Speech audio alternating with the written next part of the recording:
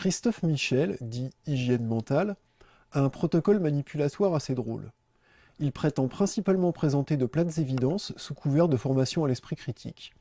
Or, cet esprit se développe naturellement par l'apprentissage de la réflexion, ce qui consiste à confronter les informations d'où qu'elles viennent, voire même à faire confiance. Les gens plus intelligents ont tendance à faire plus confiance aux autres. Et on peut imaginer que c'est parce que justement leur intelligence, a priori, pourrait leur permettre de mieux discriminer et du coup de se permettre de faire plus, de faire plus confiance. Ils se font confiance à eux pour Oui, discuter. exactement, c'est ça en fait. Et il semble qu'ils aient plus ou moins raison dans le sens où quand on fait des expériences dans lesquelles il faut déterminer si quelqu'un est digne de confiance ou pas, ils sont en effet meilleurs que d'autres. Et du coup, en fait, ça leur donne un avantage. Donc il y a une espèce de boucle de rétroaction positive qui fait que quand on commence par être un peu plus ouvert et à faire un peu plus confiance aux autres, du coup, on acquiert plus d'informations sur à qui il faut faire vraiment confiance. C'est-à-dire que si moi je commence à te faire confiance, après, je peux me rendre compte si j'avais raison ou si j'avais tort.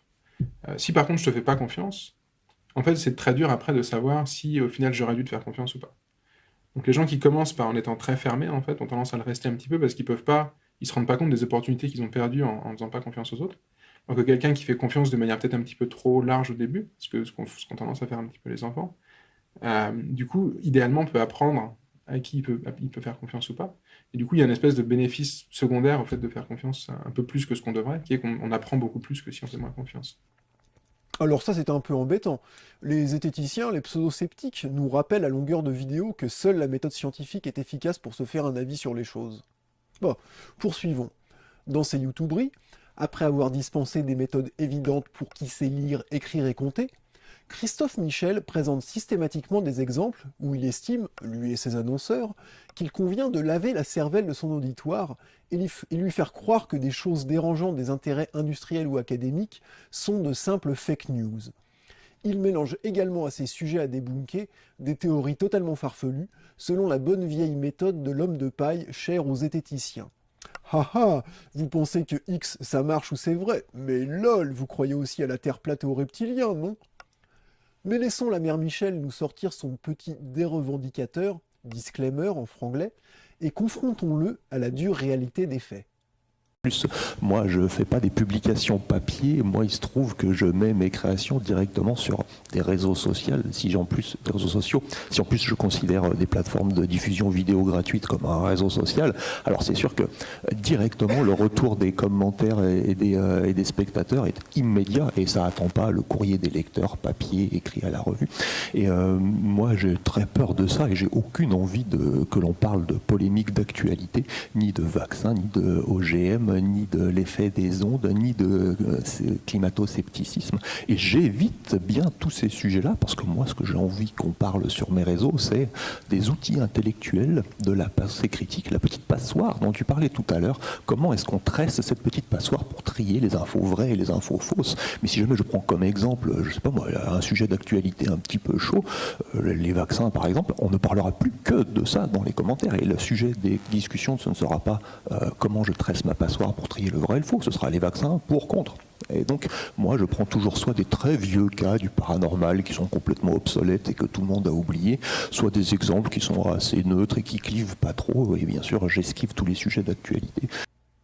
Je vous propose donc quelques extraits des vidéos de Christophe Michel qui vous permettront de faire usage de votre esprit critique ainsi qu'il le souhaite. Ça a l'air évident comme ça, avec des boules de cristal. Mais il y a énormément de cas de ce genre dans la vie quotidienne. L'homéopathie, par exemple. Voilà 30 ans que tous les homéopathes, les fabricants de médicaments homéopathiques, et surtout les médias, remplissent des pages de presse et du temps d'antenne à proposer les raisons pouvant expliquer l'efficacité de l'homéopathie. Mais cette efficacité n'a toujours pas été mise en évidence. Comment marche l'homéopathie? Est-ce que l'eau a une mémoire? Et ça c'est sur France 5 quand même, le service public, c'est-à-dire financé par le contribuable. Effectivement, on peut constater que l'homéopathie n'est pas du tout un sujet polémique, pas plus que les thérapies et médecines alternatives, auxquelles Christophe Michel consacre toute une vidéo en les rangeant sous l'homme de paille des approches quantiques plus ou moins farfelues. Et ces médecines ne dérangent pas du tout certains lobbies pharmaceutiques souhaitant faire durer le paradigme biochimique le plus longtemps possible. Peut-être à cause de l'argent que rapportent les brevets sur les molécules? Bref, l'homéopathie n'est pas un sujet polémique, et on l'a bien vu récemment avec la tribune des fake med. Mais regardons un autre extrait de la publi-information d'hygiène mentale. Est-ce grâce à la mémoire de l'eau que l'homéopathie soigne nos pathologies? Avant de poser cette question, il faudrait d'abord s'assurer que l'homéopathie soigne bien nos pathologies. Est-ce à cause de l'aluminium ou d'autres adjuvants que les vaccins causent l'autisme? Avant de se poser cette question, il faudrait d'abord s'assurer que les vaccins causent bien l'autisme. Nous avons donc la preuve factuelle que Christophe Michel dit la vérité, qu'il ne parle pas de sujets polémiques, et qu'il ne parle jamais de vaccins. On peut donc en conclure qu'il faut lui faire confiance. Et j'ai aucune envie que l'on parle de polémique d'actualité, ni de vaccins, ni de OGM, ni de l'effet des ondes, ni de climato-scepticisme. Et j'évite bien tous ces sujets-là, parce que moi, ce que j'ai envie qu'on parle sur mes réseaux, c'est des outils intellectuels, de la pensée critique, la petite passoire dont tu parlais tout à l'heure. Comment est-ce qu'on tresse cette petite passoire pour trier les infos vraies et les infos fausses? Mais si jamais je prends comme exemple, je sais pas moi, un sujet d'actualité un petit peu chaud, les vaccins par exemple, on ne parlera plus que de ça dans les commentaires. Et le sujet des discussions, ce ne sera pas comment je tresse ma passoire pour trier le vrai et le faux, ce sera les vaccins pour, contre. Et donc, moi, je prends toujours soit des très vieux cas du paranormal qui sont complètement obsolètes et que tout le monde a oublié, soit des exemples qui sont assez neutres et qui clivent pas trop. Et bien sûr, j'esquive tous les sujets d'actualité.